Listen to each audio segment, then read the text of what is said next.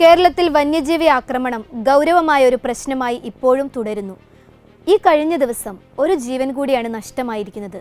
ഒരു മാസത്തിനിടെ സംസ്ഥാനത്ത് വന്യമൃഗത്തിന്റെ ആക്രമണത്തിൽ കൊല്ലപ്പെടുന്ന 6ാമത്തെ ആളാണ്. മാനന്തവാടിയിൽ കാപ്പിത്തോട്ടത്തിൽ ജോലി ചെയ്യുന്നതിനിടെ കടുവയുടെ ആക്രമണത്തിൽ കൊല്ലപ്പെട്ട രാധ. കടുവ ഭക്ഷിച്ച ഒരു പാതി ശരീരമാണ് കിട്ടിയത്. വന്യമൃഗങ്ങളുടെ ആക്രമണത്തിൽ മനുഷ്യജീവനുകൾ നഷ്ടപ്പെടുന്നു. 2019 മുതൽ 2024 വരെ 486 പേർക്കാണ് ജീവൻ നഷ്ടപ്പെട്ടത്. 2023-2024 വർഷത്തിൽ മാത്രം 94 മരണങ്ങളാണ് വന്യജീവി ആക്രമണത്തിൽ റിപ്പോർട്ട് ചെയ്തത്. നേതൃത്വം ഉണരണമെങ്കിൽ ഇനിയും എത്ര ജീവിതങ്ങൾ കൊഴിയണം? അവരുടെ കുടുംബങ്ങൾ അനാഥമാകണം.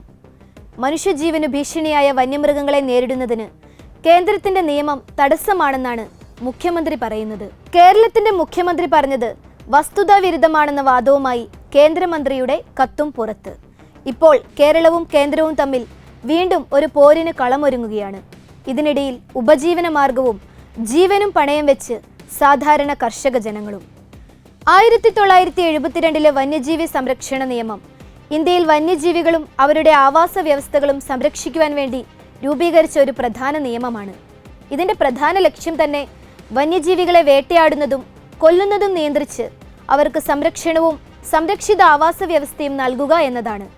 വന്യജീവികളെ കൊലപ്പെടുത്തുന്നത്, വേട്ടയാടുന്നത്, അവയുടെ വിൽപ്പന, കടത്ത് എന്നിവ നിയമവിരുദ്ധം തന്നെയാണ്. വന്യജീവികളെ പരിപാലിക്കുക മാത്രമല്ല, ജൈവ വൈവിധ്യവും ഇക്കോസിസ്റ്റവും നിലനിർത്തുവാനും ഈ നിയമം സഹായിക്കുന്നു. എന്നാൽ വന്യജീവി സംരക്ഷണ നിയമം മനുഷ്യജീവനും കാർഷിക വിളകളും സംരക്ഷിക്കുന്നതുമായി ബന്ധപ്പെട്ട ചില വ്യവസ്ഥകളും മുൻകരുതലും കൂടി മുന്നോട്ട് വയ്ക്കുന്നുണ്ട്. അത് മറക്കരുത്. സെക്ഷൻ 11-ലും സെക്ഷൻ 29-ലും മനുഷ്യജീവന് അപകടം സൃഷ്ടിക്കുന്ന മൃഗങ്ങളെ, അവയെ വധിക്കുന്നതിന് അനുമതി നൽകുന്നുണ്ട്. മനുഷ്യരുടെ ജനവാസ മേഖലയിൽ കടന്നുകയറി ഉപദ്രവിക്കുന്ന മൃഗങ്ങളെ, കടുവ, കരടി, ആന അങ്ങനെയുള്ളവയെ വനം വകുപ്പിന്റെ അനുമതിയോടെ ചീഫ് വൈൽഡ് ലൈഫ് വാർഡൻ അല്ലെങ്കിൽ ഓതറൈസ്ഡ് ആയിട്ടുള്ള ഓഫീസർ അനുമതി നൽകിയാൽ വേട്ടയാടാനാകും. സെക്ഷൻ 35-ൽ പറയുന്നത് വന്യജീവികളിൽ നിന്ന് ജനങ്ങളെയും അവരുടെ കാർഷിക വിളകളെയും സംരക്ഷിക്കുവാൻ നിയന്ത്രണങ്ങളും സുരക്ഷാ മാർഗങ്ങളും ഉപയോഗിക്കാൻ അനുമതി നൽകുന്നു എന്നാണ്. കൃഷിയിടങ്ങളിൽ കടന്നുകയറുന്ന കാട്ടാനകൾ, കാട്ടുപന്നികൾ മുതലായ മൃഗങ്ങളെ പിന്തിരിപ്പിക്കാൻ ഇലക്ട്രിക് ഫെൻസിംഗ് പോലുള്ള സാങ്കേതിക വിദ്യകൾ ഉപയോഗിക്കുവാനും ഇത് പ്രകാരം അനുമതിയും സഹായവും നൽകുന്നു. വന്യജീവി സംരക്ഷണത്തിനൊപ്പം ജനങ്ങളുടെ ജീവിതവും ഉപജീവനത്തിനുമുള്ള അവകാശങ്ങൾ കൂടി സംരക്ഷിക്കുകയാണ് ഈ നിയമത്തിന്റെ ലക്ഷ്യം. അല്ലാതെ കുടുംബം പുലർത്താൻ വേണ്ടി രാപ്പകൽ പണിയെടുക്കുന്ന പാവപ്പെട്ടവരുടെ ജീവന് വിലയില്ലാതാക്കിയല്ല.